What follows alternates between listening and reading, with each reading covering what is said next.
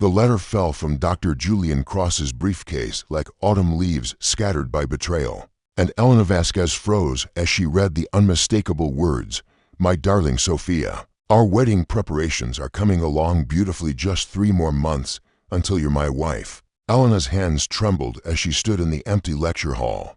Having stayed behind to discuss her thesis on Victorian literature with the enigmatic professor, who had captivated her thoughts for weeks, the fluorescent lights hummed overhead, casting harsh shadows across the scattered papers that had spilled from his bag when he'd rushed out to take an urgent phone call. She shouldn't be reading this. She shouldn't even be here alone with him so often.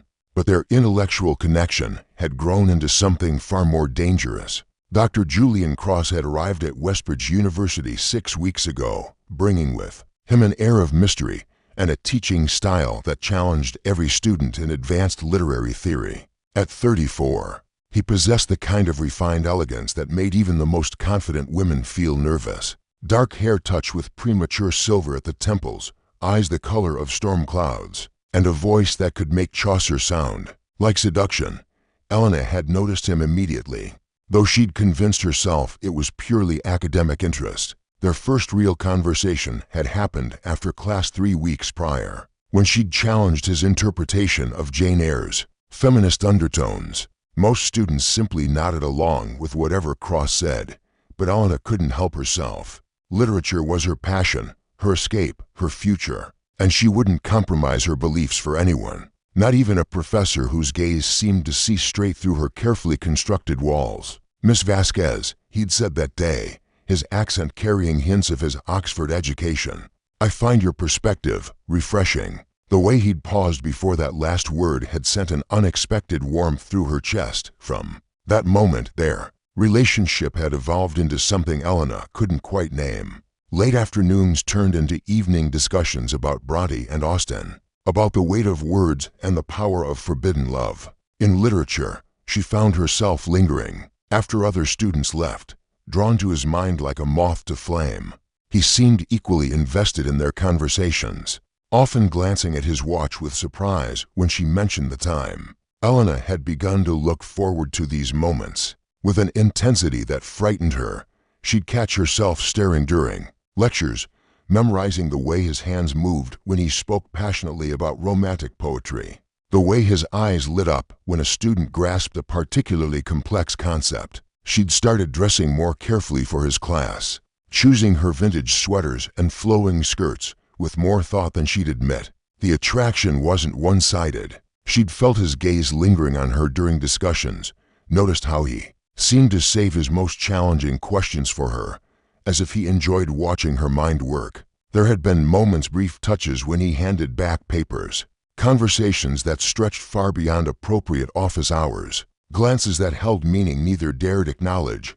But now, staring at this letter from his fiancée, Elena felt the foundations of her carefully rationalized feelings crumble. He was engaged, not just dating someone, not in some casual relationship, but engaged to be married in 3 months. Every meaningful look, every intellectual conversation, every flutter of possibility she'd felt was built on a lie of omission. The sound of footsteps in the hallway made her panic. She quickly gathered the scattered papers, shoving them back into his briefcase, but kept the letter in her trembling hands. When Julian walked back into the room, his expression shifted from professional warmth to concern as he saw her pale face. "Elena, what's wrong?" His voice held genuine worry, and she hated how her heart still responded to the sound of her name on his lips. She held up the letter, watching as recognition and something like fear crossed his features. "Congratulations on your upcoming wedding, Professor Cross."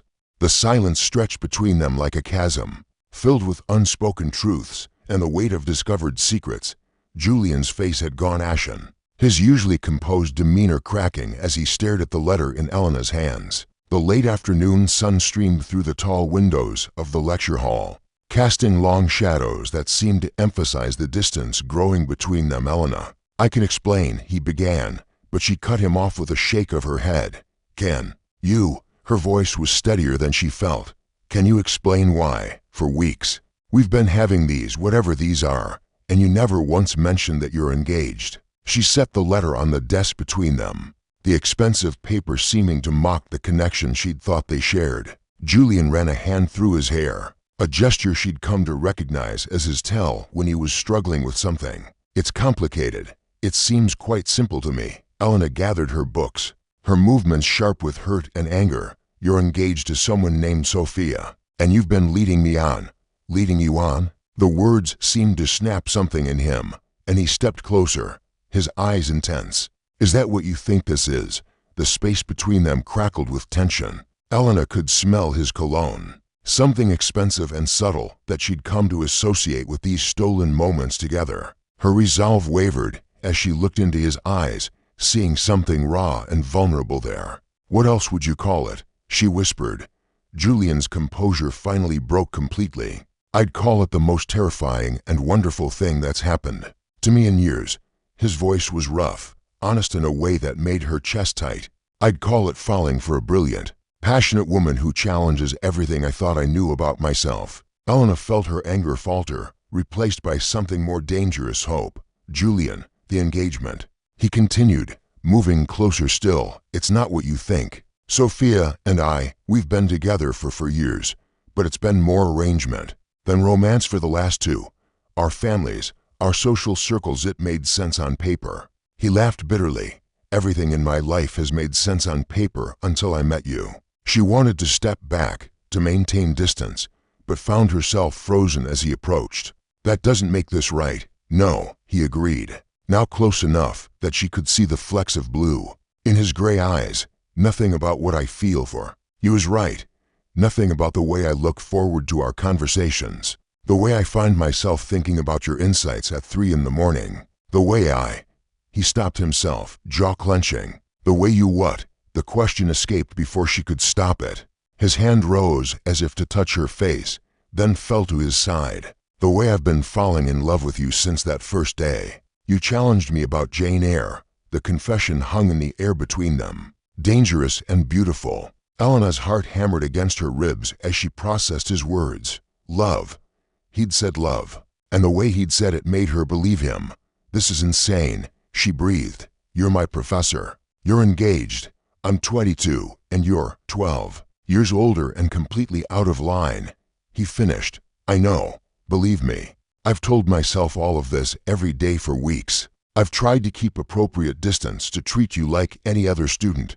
But, she prompted, her voice barely audible. But you make me feel alive in a way I'd forgotten was possible. His confession was raw, vulnerable. When you debate with me about romantic poetry, when you smile at some obscure literary reference, when you get that little crease between your eyebrows when you're thinking deeply, I forget everything else exists. Elena closed her eyes, trying to center herself, but when she opened them, he was still there. Still looking at her like she was something precious and impossible. What are we doing, Julian? She asked, using his first name deliberately. Watching how it affected him. I don't know, he admitted. I only know that I can't stop thinking about you. And judging by the way you're looking at me right now, you might be feeling something similar. She was. God help her, she was falling for him just as hard. And it terrified her. This could ruin everything. Your career, my academic future, your engagement. I know. He stepped back slightly, giving her space to breathe. I know, and I should walk away. I should transfer schools, end this before it goes any further. But Elena, his voice dropped to almost a whisper. I don't think I can. The vulnerability in his admission undid her. Despite every rational thought screaming warnings, despite the letter lying between them like physical evidence of why this was impossible, Elena found herself stepping closer to him. Neither can I, she whispered. The admission felt like stepping off a cliff, and as Julian's eyes darkened with something between relief and desire, Elena realized they were both falling now, with no idea where they might land. 3 weeks passed in a haze of secret glances and carefully orchestrated meetings. Elena had become an expert at reading Julian's moods from across the lecture hall. The slight tightening around his eyes when he was frustrated, the way his fingers drummed against his desk when he was thinking about their next clandestine encounter, the almost imperceptible softening of his expression when their eyes met. Their affair, if it could be called that, existed in the spaces between propriety and desire. They met in his office after hours, ostensibly to discuss her thesis, but their conversations had evolved into something far more intimate. They would sit closer than appropriate, their knees almost touching as they pored over manuscripts, the air thick with unspoken longing. "You're distracted tonight," Julian observed during one such evening, closing the copy of Wuthering Heights. They had been analyzing. The campus was quiet around them, most students long gone to dinner or social activities. Elena looked up from her notes, aware that she had been staring at his hands, rather than focusing on Bronte's use of Gothic elements. "Sorry, she trailed off, unable to articulate the constant state of tension she lived in, wanting him, knowing she couldn't have him, counting the days until his wedding in 2 months. Julian reached across the space between them, his fingers brushing against hers, such a simple touch, but it sent electricity up her arm. "This is torture," he murmured, not pulling away. "Then maybe we should stop," Elena said. But even as the words left her mouth, she turned her hand palm up, allowing their fingers to intertwine. "Should we?" His thumb traced across her knuckles, and she had to close her eyes against the sensation. "Because I've been thinking about you constantly, about this." He lifted their joined hands, studying their interlaced fingers as if they held some answer to their impossible situation. Elena opened her eyes to find him watching her with an intensity that made her breath catch. "Julian, we can't." "I know we can't," he interrupted, but he was leaning closer, drawn by the same magnetic pull she felt. "I know this is wrong in every conceivable way. But Elena, when I'm with you, everything else fades away. Sophia, the wedding, the expectations, none of it matters." The mention of his fiancée should have been a cold splash of reality, but instead, Elena found herself leaning toward him, drawn by the raw honesty in his voice. "What are we doing to ourselves?" "I don't know," he admitted, his free hand coming up to cup her cheek. "I only know that I've never felt this way about anyone, and it's both the most beautiful and terrifying thing I've ever experienced." His thumb traced along her cheekbone, and Elena leaned into the touch, her eyes fluttering. Closed. When she opened them, his face was inches from hers, and she could see the conflict warring in his expression, desire fighting against conscience. "We should stop," she whispered, but she didn't pull away. "We should," he agreed, but his other hand came up to frame her face, and she could feel his breath against her lips. The kiss, when it finally happened, was inevitable and devastating. Soft at first, hesitant, as if they were both afraid of the line they were crossing. But when Elena's lips parted under his, when she made that small sound of surrender, Julian's control shattered. He kissed her like a man drowning, pouring weeks of suppressed longing into the connection between them. Elena responded with equal fervor, her hands fisting in his shirt, pulling him closer. She had been kissed before, but never like this, never with such desperate tenderness, never with the weight of impossible love behind it. When they finally broke apart, both were breathing hard, foreheads pressed together in the intimate darkness of his office. "Christ, Elena," Julian breathed, his voice rough. "What you do to me." Elena's heart was pounding so hard she was sure he could hear it. "This is insane," she whispered, but she didn't move away from the circle of his arms, completely. "Insane," he agreed, pressing a soft kiss to her forehead, "and I can't bring myself to care." They stayed like that for long moments, holding each other in the lamplight, both knowing they had crossed a line they couldn't uncross. The reality of his engagement, of the impropriety of their relationship, of the potential consequences, all of it seemed secondary to the rightness of being in his arms. "I should go," Elena finally said, though she made no move to leave. "You should," Julian agreed, but his arms tightened around her slightly. "People will start to notice if I keep staying." "So late?" "Probably." His lips brushed against her temple, sending shivers down her spine. "Julian." She pulled back to look at him, seeing her own conflict reflected in his eyes. "What happens now?" He was quiet for a long moment, his hands still cradling her face. "I don't know," he admitted. "I wish I had answers, but I don't. I only know that I can't give you up. Not yet." Elena searched his face, seeing the truth there, the love, the guilt, the impossible hope. "And Sophia," pain flickered across his features. "I have to tell her. Before the wedding, I have to." He stopped, unable to finish the thought. End it, he confirmed, and the words hung between them like a promise neither was sure he could keep. As Elena finally gathered her things to leave, Julian caught her hand one more time. "Elena," he said, his voice serious, "if you want to walk away from this, if it's too much, I'll understand. I'll transfer to another university. Make sure you never have to see me again." She looked at him for a long moment, this man who had turned her world upside down, who made her feel alive and terrified and completely out of control. "Do you want me to walk away?" "No," he said without hesitation. "God help me, no." Elena smiled, the first genuine smile she'd felt in weeks. Then, "I'm not going anywhere." But even as she said it, even as Julian's face lit up with relief and love, Elena couldn't shake the feeling that forces beyond their control were already in motion, threatening to tear apart the fragile thing they had built between them.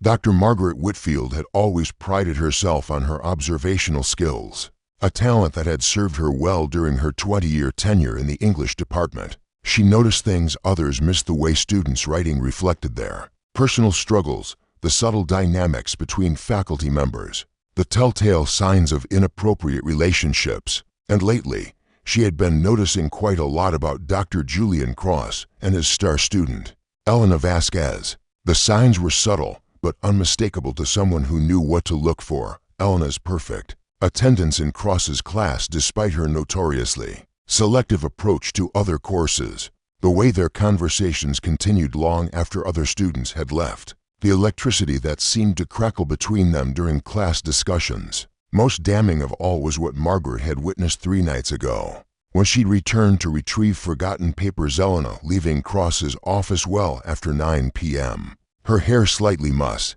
her lips suspiciously swollen. Margaret had harbored her own feelings for Julian since his arrival. At 48, she was accomplished, attractive, and unattached, and she had hoped that the charming visiting professor might provide some excitement to her orderly life. But Julian barely seemed to notice her existence, to focus on his precious Elena, to see what was right in front of him. Now, sitting in her office with Elena's latest essay in her hands, Margaret felt a surge of righteous indignation mixed with personal hurt. The essay was supposed to be about forbidden love in Victorian literature, but it read like a confession, passionate, raw, and clearly inspired by personal experience. "The greatest loves are often the most destructive," Elena had written, "not because they are wrong, but because they are right in a world that cannot accept them." When Heathcliff and Catherine acknowledge their connection, they condemn themselves to a lifetime of suffering, yet neither can imagine existing without the other. Margaret's lips curved into a cold smile. How perfectly timed. She knew that Julian's fiancée, Sophia Pemberton, was visiting campus today for the faculty dinner, a formal affair where she would be introduced to Julian's colleagues. It would be the perfect opportunity to ensure that everyone learned the truth about the visiting professor's extracurricular activities.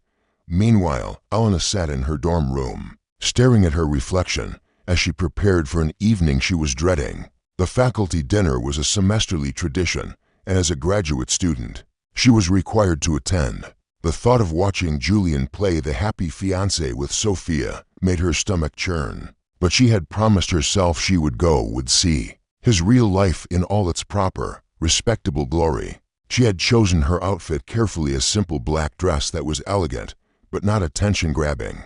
Her hair pulled back in a classic chignon. She wanted to blend into the background, to observe from a distance as Julian's two worlds collided. The university's grand hall was resplendent with candles and autumn flowers, faculty and graduate students mingling with wine glasses and forced smiles. Elena entered quietly, scanning the room until she found Julian near the far end, standing beside a woman who could only be Sophia. Sophia Pemberton was everything Elena had expected and feared: tall, blonde, immaculately dressed in designer clothes that probably cost more than Elena's monthly stipend. She possessed the kind of effortless elegance that came from a lifetime of privilege. Her laugh musical as she charmed Julian's colleagues. She was beautiful in a classical way, the kind of woman who belonged on Julian's arm at academic conferences and faculty parties.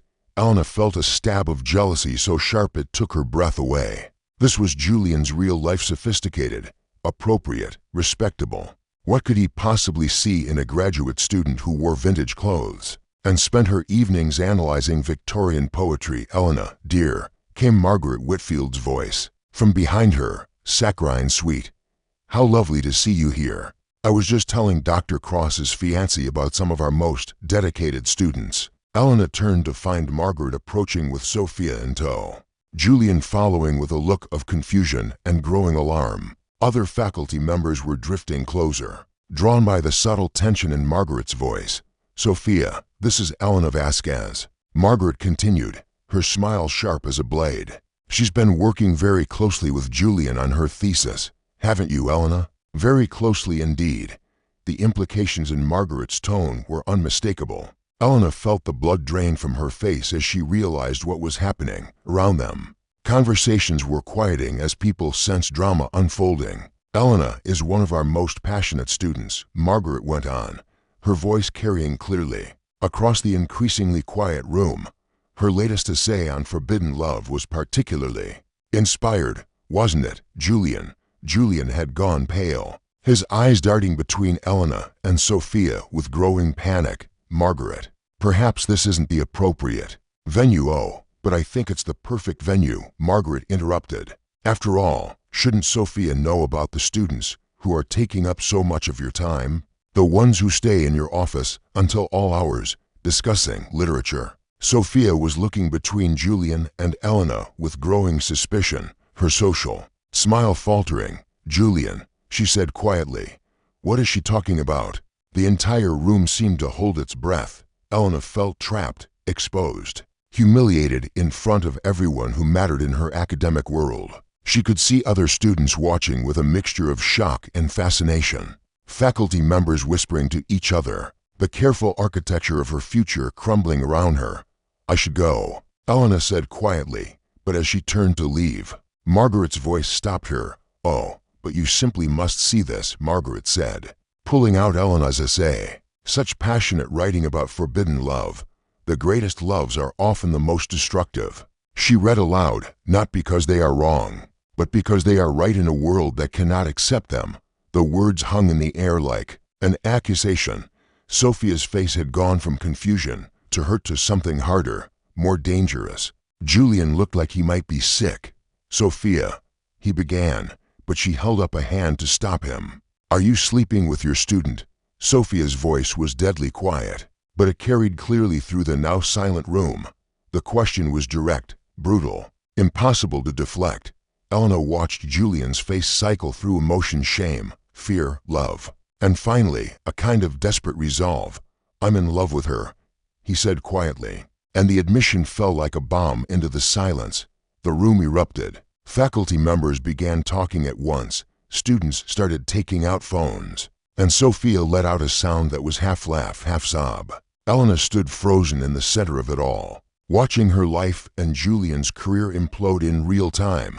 "You bastard," Sophia whispered, and then louder, "You complete bastard." 3 months before our wedding, she pulled off her engagement ring and threw it at Julian's feet. The sound of expensive platinum hitting marble echoing through the suddenly quiet room. Then she turned on her heel and strode out, leaving behind a wake of destruction, and the man Elena loved standing in the ruins of his reputation. The aftermath of the faculty dinner felt like surviving a natural disaster. Within hours, the story had spread across campus like wildfire. The visiting professor, who had thrown away his engagement and potentially his career for a graduate student, young enough to be, well, not his daughter, but the age gap was scandalous enough to fuel months of gossip. Elena sat in her tiny dorm room, staring at her phone as it buzzed with messages from friends, reporters, and unknown numbers. She had turned off her computer after seeing the initial posts on social media, unable to bear reading the comments that ranged from supportive to vicious. Some called her a homebreaker, others painted her as a victim of an abuse of power. The truth, as always, was more complicated than either narrative allowed. A soft knock at her door made her heart race. She opened it to find Julian standing in the hallway, looking haggard and older than she had ever seen him. His usually perfect appearance was disheveled, shirt wrinkled, tie askew, hair mussed as if he had been running his hands through it. Repeatedly, "Can I come in?" he asked quietly. Elena stepped aside, and he entered her small space, seeming too large for the cramped room filled with books and vintage furniture. They stood facing each other awkwardly, the weight of everything that had happened settling between them. "How are you?" he asked, his voice rough with exhaustion and emotion. "I've been better," Elena managed, attempting a weak smile. "You?" Julian laughed bitterly. "The dean called an emergency meeting. I'm suspended pending a full investigation. They're talking about terminating my contract, potentially pursuing charges for academic misconduct." Elena felt sick. "Julian, I'm so sorry. This is all my fault. If I hadn't..." "Stop," he interrupted, stepping closer. "This isn't your fault. If anyone's to blame, it's me. I'm the professor. I'm the one who was engaged. I'm the one who should have had better judgment. But I could have said no. I could have walked away after we found that letter. Could you have?" Julian asked gently, reaching out to cup her face. "Because I don't think I could have, even knowing what it would cost. I don't think I could have stayed away from you." Elena leaned into his touch, feeling tears threatening. "What happens now?" Julian was quiet for a long moment, his thumb stroking across her cheekbone. "I don't know," he admitted. "Probably I'll have to leave Westbridge, maybe leave academia altogether. At least for a while. My reputation is..." He shrugged helplessly. "And U.S.?" The question hung between them, loaded with everything they had risked and lost. Julian's eyes searched her face, and she could see the love there, but also the fear and uncertainty. "That's up to you," he said finally. "Elena, I need you to understand what being with me would mean. Not just now, in the heat of scandal, but long term. There will always be whispers. Always be people who judge you for this. Your academic career could suffer. People will question whether your achievements are your own or whether you slept your way to success." Elena flinched at the harsh words, but she knew he was right. The unfairness of it, that his career was likely over while hers could potentially survive. But only under a cloud of suspicion wasn't lost on either of them. "I love you," Julian continued, his voice breaking slightly. "I love you more than I have ever loved anyone, more than I thought I was capable of loving. But I won't ask you to sacrifice your future for me. You're brilliant. You're 22. You have your whole life ahead of you. If you want to walk away, to start fresh somewhere else, I'll understand." Elena closed her eyes, feeling the weight of the choice before her. She could transfer to another school, finish her degree without the shadow of scandal following her. She could date men her own age, build a respectable career, live the kind of life her parents had envisioned for her. Safe, predictable, appropriate. Or she could choose love, messy, complicated, potentially destructive love that had already cost them both dearly. "Where would you go?" she asked quietly. "If you leave Westbridge." "I have some savings," Julian said. "I thought maybe I'd travel for a while, maybe write the novel I always said I would someday. There's a small cottage in Ireland that's been in my family for generations. I could go there. Try to figure out what comes next." Elena opened her eyes and looked at him, really looked at him. Despite everything that had happened, despite the exhaustion and stress etched in the lines around his eyes, he was still the man who had made her feel alive, who challenged her intellectually and loved her with an intensity that took her breath away. "A cottage in Ireland sounds romantic," she said softly. Hope flickered in Julian's eyes. "Elena, I'm scared," she admitted. "I'm terrified of what this means, of what people will say, of throwing away everything I've worked for. But I'm more scared of spending the rest of my life wondering what might have been." Julian's breath caught. "Are you saying..." "I'm saying I love you too," Elena said, stepping closer to him. "I'm saying that maybe some loves are worth the destruction they cause. Maybe some things are worth risking everything for." Julian pulled her into his arms then, holding her tight against his chest as if he could protect her from the storm that would continue to rage around them. Elena buried her face against his neck, breathing in his familiar scent, feeling the rightness of being in his arms despite everything that was wrong about their situation. "We'll figure it out," Julian murmured against her hair. "Whatever comes next, we'll face it together." Elena pulled back to look at him, seeing her own mix of fear and determination reflected in his eyes. Together, she agreed. They kissed then, soft and sweet and full of promise. It wasn't the desperate passion of their first kiss or the stolen intensity of their secret meetings. This was something different, a kiss that acknowledged the price they had paid and the uncertain future that lay ahead, but chose love anyway. As they held each other in the small dorm room, surrounded by books and dreams and the wreckage of their old lives, Elena realized that perhaps the greatest love stories weren't the safe ones, the appropriate ones, the ones that followed all the rules. Perhaps the greatest love stories were the ones that dared to break the rules, that chose connection over convention, that burned bright even when, especially when the world told them they shouldn't exist. 6 months later, Elena would transfer to Trinity College, Dublin to complete her doctorate, and Julian would indeed retreat to his family cottage, where he would write the novel that would eventually restore his literary reputation. They would face criticism and judgment, moments of doubt and periods of separation, but they would also discover that some loves are strong enough to survive anything, even the destruction they cause. But that night, in the immediate aftermath of their world falling apart, they simply held each other and chose to believe that love, however complicated and costly, was always worth the risk. After reading Elena and Julian's story, what is your perspective on their choices? Do you believe that true love justifies the collateral damage it sometimes causes, the broken engagement, the compromised careers, the public scandal? Was their love worth the destruction it brought to their lives and the lives of others? Or should some boundaries remain uncrossed regardless of the depth of feeling involved? In a world where power dynamics and social expectations create complex moral landscapes, how do we balance the pursuit of authentic connection with the responsibility we have to others and to ourselves?